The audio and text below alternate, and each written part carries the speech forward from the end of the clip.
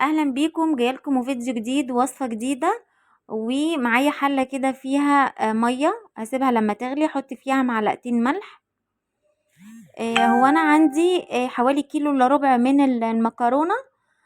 فهي دي المية مناسبة قوي ليها. ولو الحلة بتاعتك ألمونيا حطي فيها معلقتين خل او عصري فيها نص ليمونة علشان ما تسودش. معايا 4 بصلات متوسطين، وقرن فلفل رومي واحد حامي، والتلاتة الحمر دولت ده رومي مش حامي. هضربهم بقى كلهم كده في الكبة مع بعض. وبعدين هرجع للحلة بقى ديت، انزل فيها المكرونة تتسلق لحد لما اعصج اللحمة تكون هي استوت. سيبها بقى كده تستوي، بس ما تنزلهاش مستوية قوي، يعني تكون نص نص.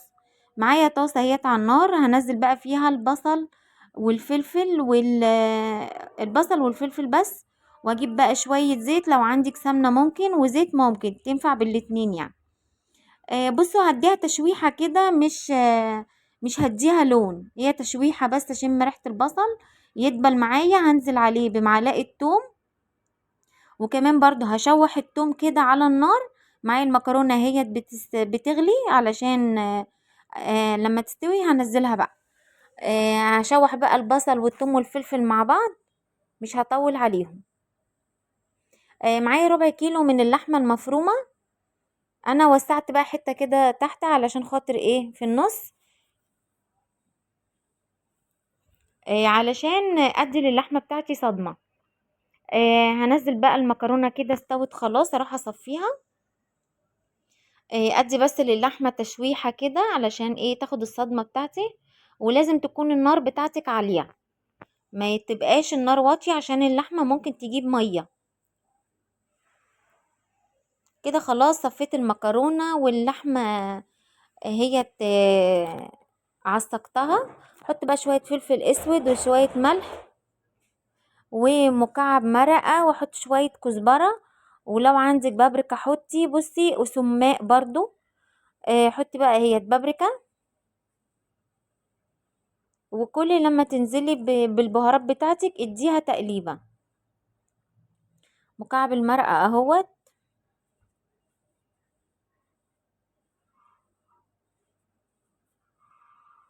هننقلها بقى على عين صغيرة تستوي كده شوية، هي اصلا اللحمة بتاخدش سوا.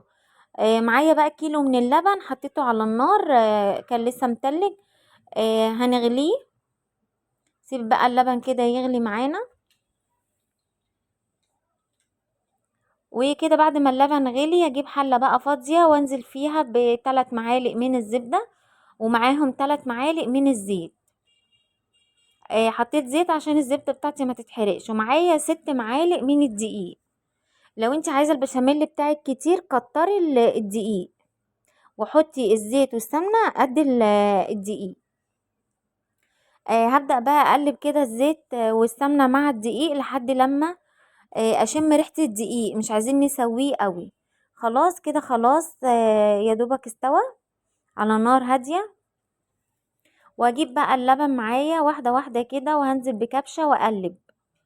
ماشي، كبشة كمان واقلب. اول لما الدقيق بتاعي يشرب اللبن هقلب على طول.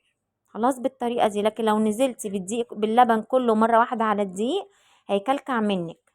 فانتي حطي لبن وقلبي، اول ما يشرب اللبن حطي تاني. واطفي النار علشان ممكن البشاميل بتاعك يتحرق منك. خلاص كل لما بنزل بقلب لحد لما القوام ينعم معايا. وعايزه اقولك على حاجه، ان شويه الزيت اللي انت حطيتيهم دولت هينعموا البشاميل معاكي. وجربي البشاميل كده بالطريقه بتاعتي دي هيعجبك قوي. معايا هنا بقى جبنه شيدر، وده ميكس جبن. حطهم بقى كده في البشاميل. ومعايا شويه فلفل اسود. مش ما تكتريش ملح في البشاميل، لان الجبنه بيبقى عليها ملح، ميكس الجبن ده بيبقى عليه ملح. الصينيه بقى اللي انا هحط فيها المكرونه، حط فيها شويه زيت كده علشان المكرونه بتاعتي ما تلزقش.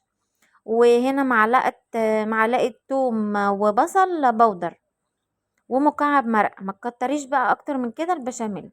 عايزه اقول لكم ان هو اطعم واحلى من الجاهز. لو انتي ما عندكيش دي معلقه سماق حطيتها على اللحمه بتديها طعم حلو قوي. عايزه اقول لكم ان اللحمه كان طعمها حلو احلى من المكرونه نفسها. خلاص هنزل بقى بكيلو معايا كيلو الا ربع، هاخد نصه في الصينيه من تحت. وكده نزلت بقى بالبشاميل كله، واحط شويه باللحمه المفرومه كلها، واحط شويه بشاميل في النص. البشاميل كان طعمه حلو جدا، كله لبن. لو انت بقى مثلا عندك نص كيلو من اللبن، حطي ايه، نص شوربه، يعني نص شوربه ونص لبن. انا ساعات بعملها كده. هرش بقى شويه موتزاريلا كده على الوش. ده ميكس جبن برضو كده بقى بعد ما طلعتها من الفرن. بقى من الفرن بقى شكلها بالمنظر ده. طعمها حلو جدا، جربوها هتعجبكم. ما تنسوش بقى تشتركوا في القناة وتفعلوا الجرس وتكتبوا تعليق حلو زيكم. مع السلامة واشوفكم في فيديو جديد.